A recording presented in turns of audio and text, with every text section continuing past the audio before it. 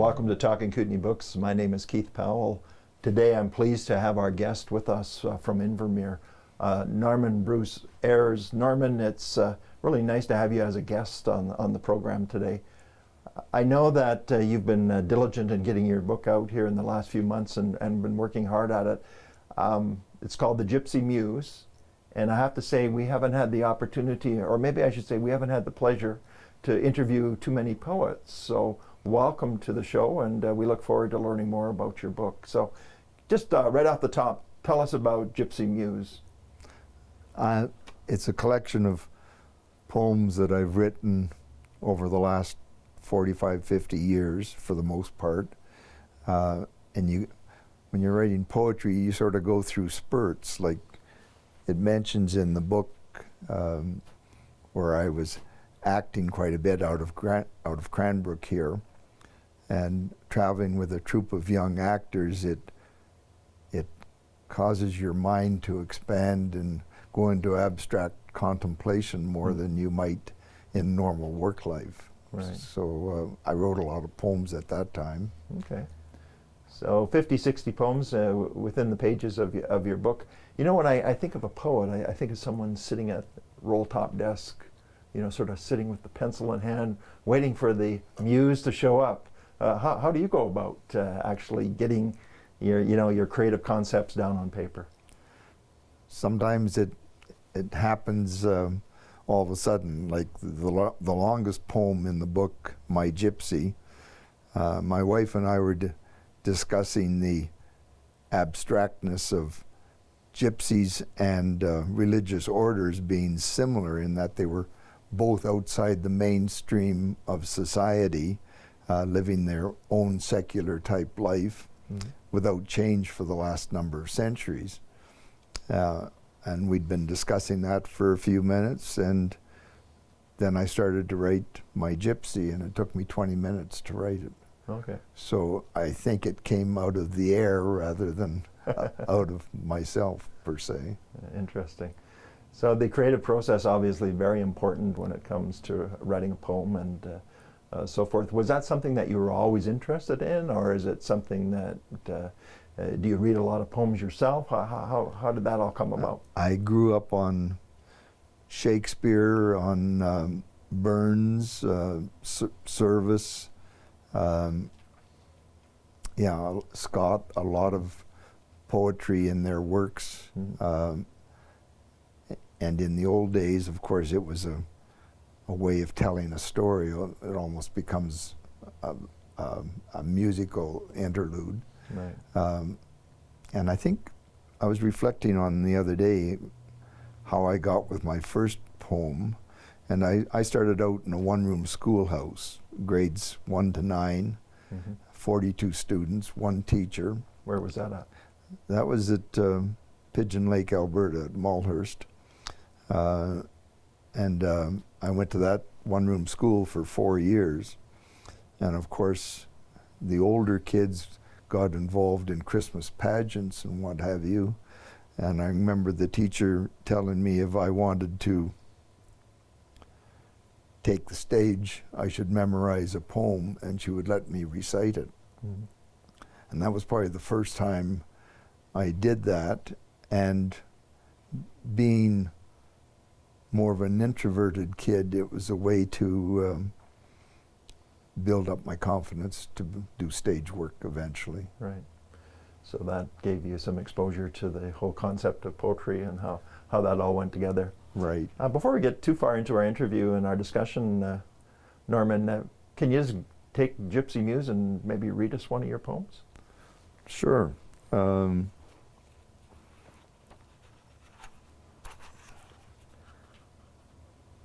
I walk alone. I walk alone, no matter who is there, the love of wife, the love of children, but I walk alone. In the midst of the crowd, the noise, the excitement, a friendly togetherness, the celebration of life, but I walk alone. I follow the crowd down old paths, familiar byways of conversation and life, but I walk alone. Encapsulated in my space, alone within the crowd, on a different plane, together and apart, but I walk alone. My path must be my own. I cannot follow the roads of others, as I need a newness, so I walk alone. I came alone, no twin came with me. The struggle and pain I'm loath to share, because I walk alone. Very nice. So thank you for sharing that with us. You referred to it a little bit earlier in your conversation, in that, I always think of poetry and lyrics to a song are almost identical. Is there a strong connection in your mind? In my mind there is, although I've never thought of myself as writing a song, because I have trouble tuning a radio, so I'm not musical at all.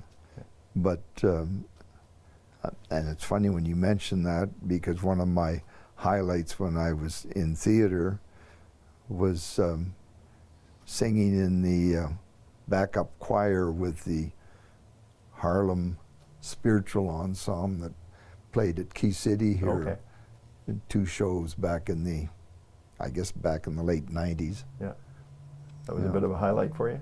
I found it just mind-blowing to work with the doctor in charge. He was just a phenomenal singer and musician. Right.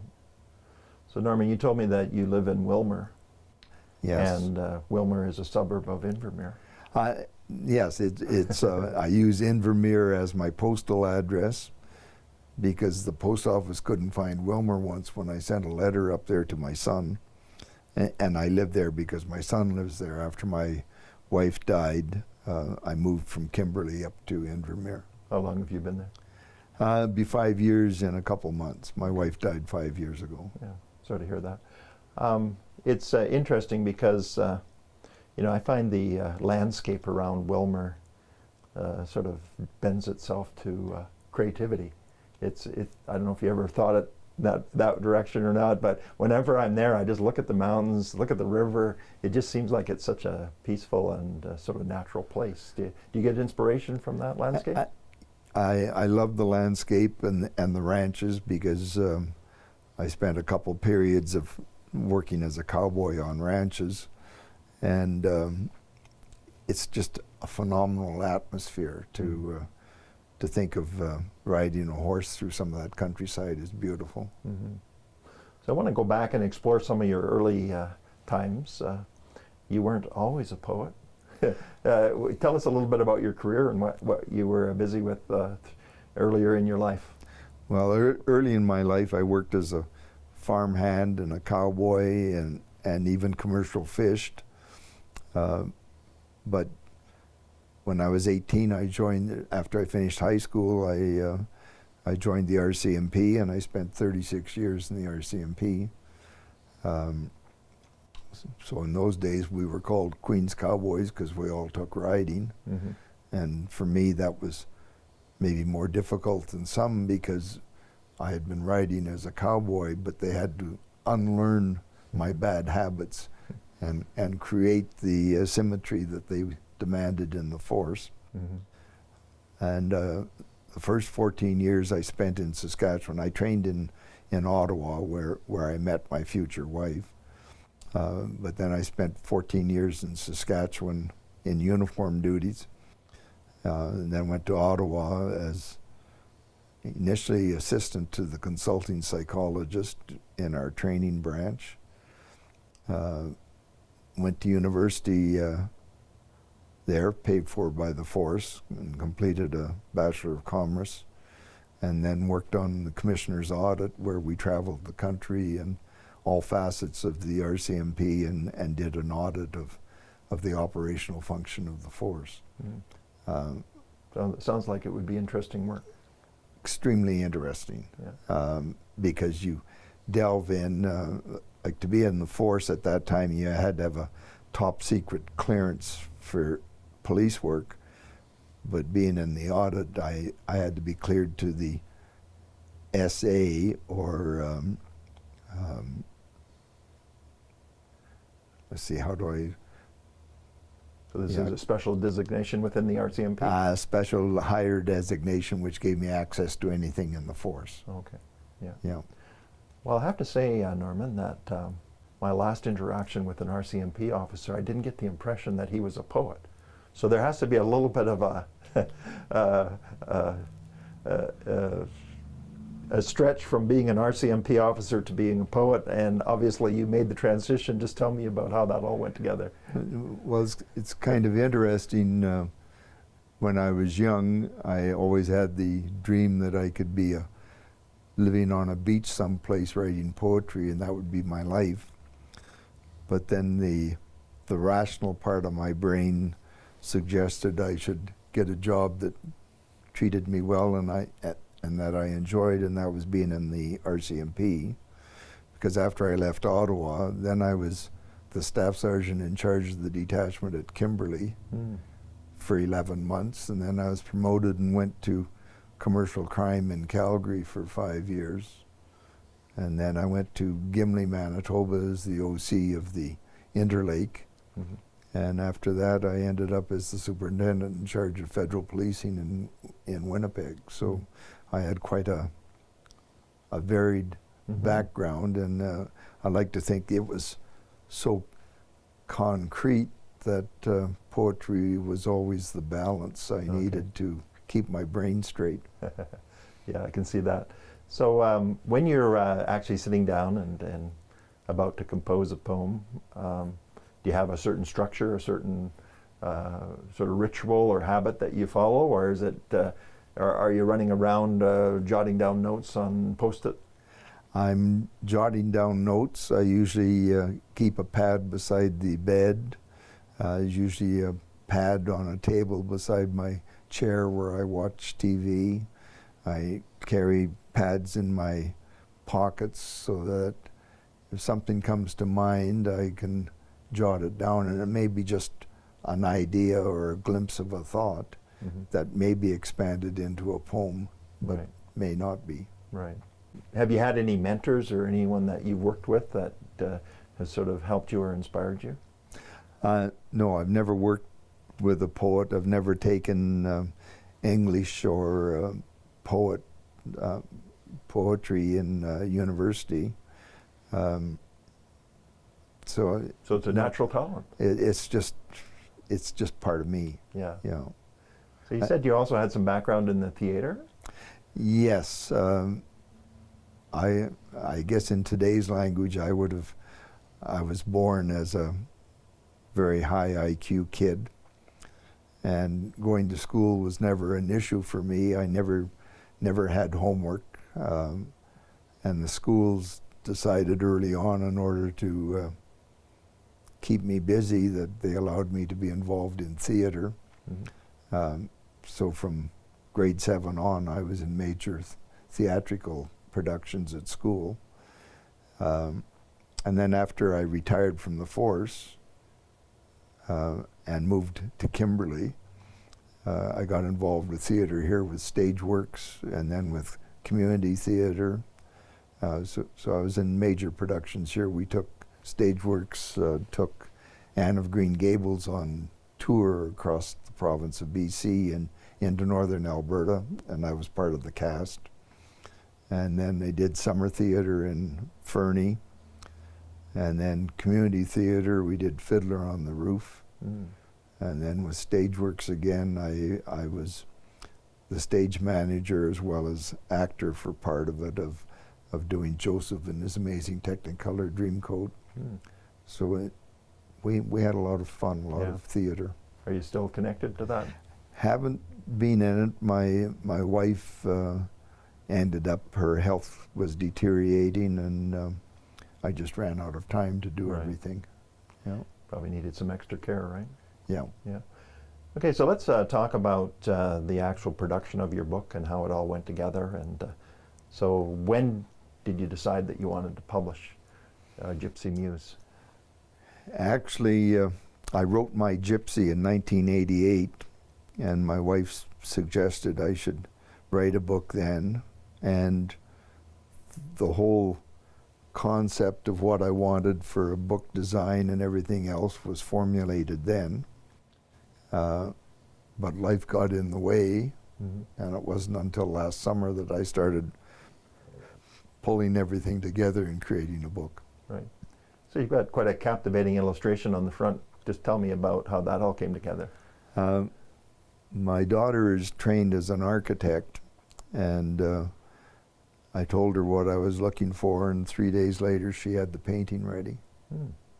So it worked out well for you. Worked out well, and the little thumbnail on the back was done by her 11-year-old daughter. Okay, so lots of family connections in your... Very much family connection. So you self-published the book through Friesen Press, is that correct? Yes, I did. And how did that process go? I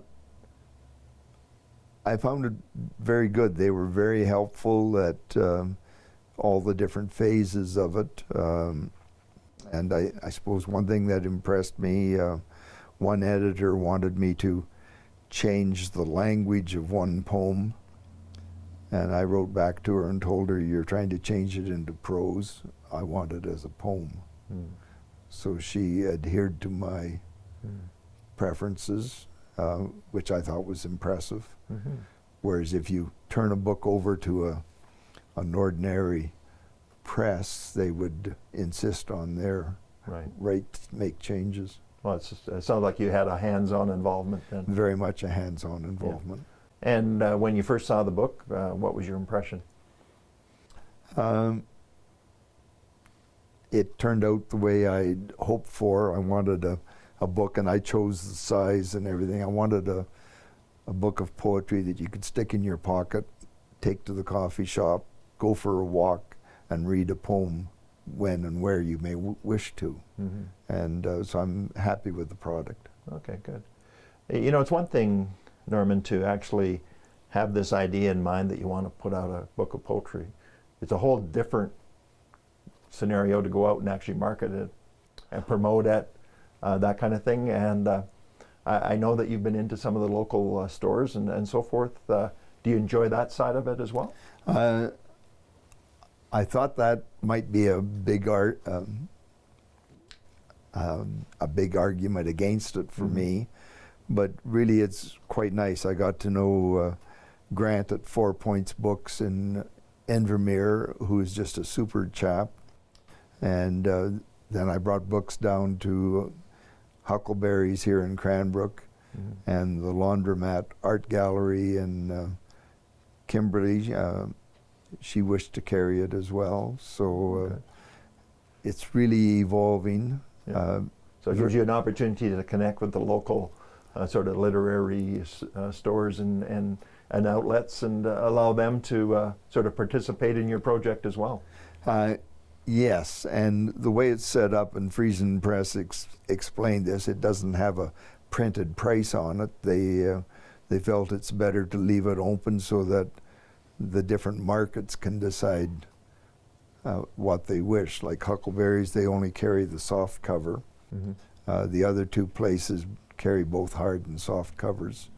And it's also available as an ebook on Amazon and Barnes & Noble. Let's have you read one more for us. What one is this one, Norman?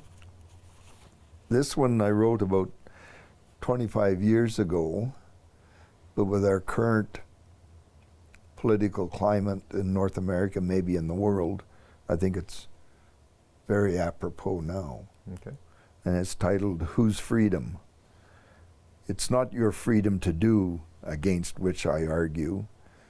I also wish the freedom to do. But as your freedom to do restricts my freedom to be, unfettered, encased in privacy, a conflict results. For is it not so that your freedom ends where mine begins? Yeah, so poems tend to be pretty profound, and that one's quite profound. Tell me why do you think this is such a good way to communicate? Well, in today's, and it's interesting, like I really love Dickens and some of the classics, but they published their books first as a serial in a newspaper.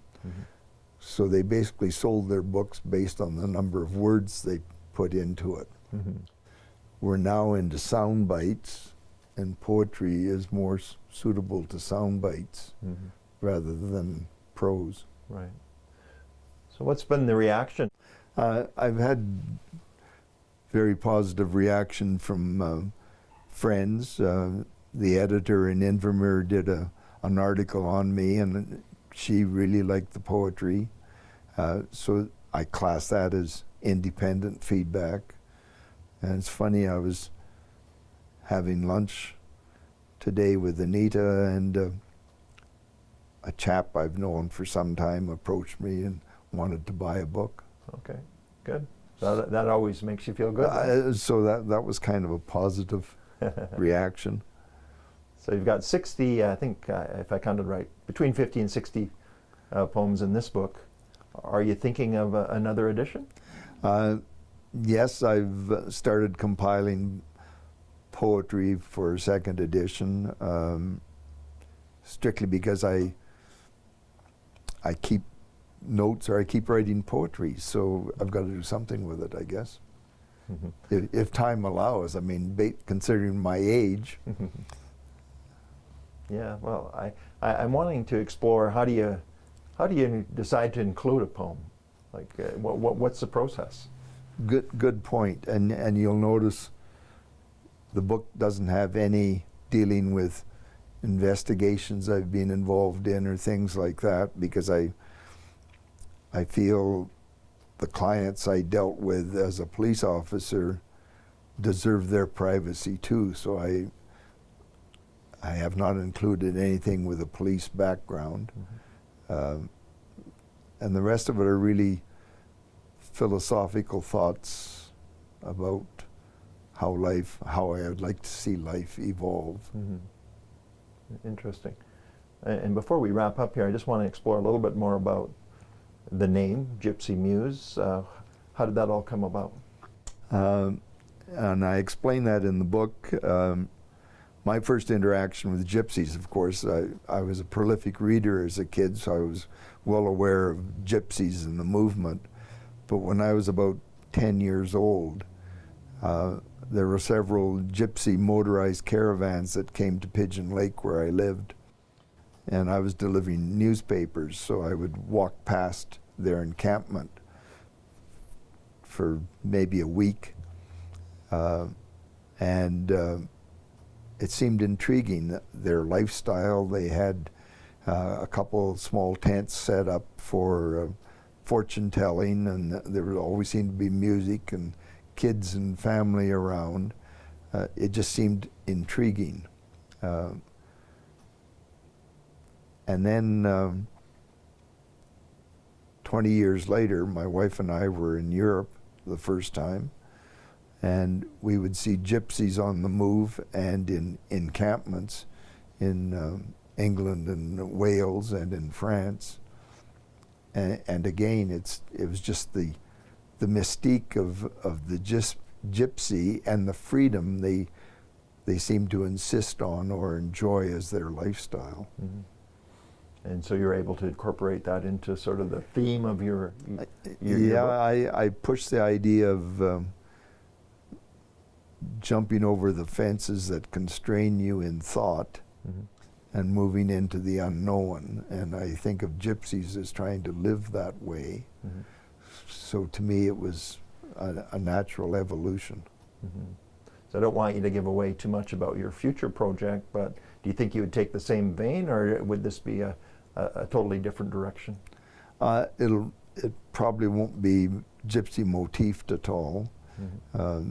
So it'll probably be just my philosophical thoughts about our political system, our life, how we're evolving as a civilization. Mm. So maybe some social issues in there? Is that, yeah. There's always some. We can't get around that. Yeah.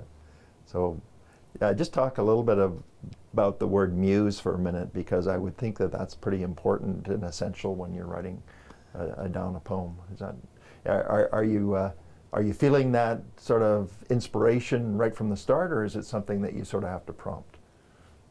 I think I could safely say that I didn't plot any of this book out. Now I have a collection of poems that I went through to select from in order to create this book. My next book, who knows? I mean, I still have poems in that collection that could be recorded, but they have to feel that they belong together a bit. Right. So I'm picturing in my mind a large stack of poems on the side of your desk. Is that reality, or? I've got a 3-ring binder filled with poems. Okay. And you write them down whenever? Yes. Yeah. Yeah. So interesting. Well, it's really interesting to explore the whole concept and the inspiration behind your poetry, and the fact that you've taken the time to really publish it and put it together. I know there's a lot of people that really do appreciate the fact that you've taken the time to do that, and I wish you success with your book. So today we've been talking to Norman Bruce Ayers, and his book is Gypsy Muse. Thanks for being a guest on Talking Kootenay Books. Thank you. My name is Keith Powell, and this has been Talking Kootenay Books.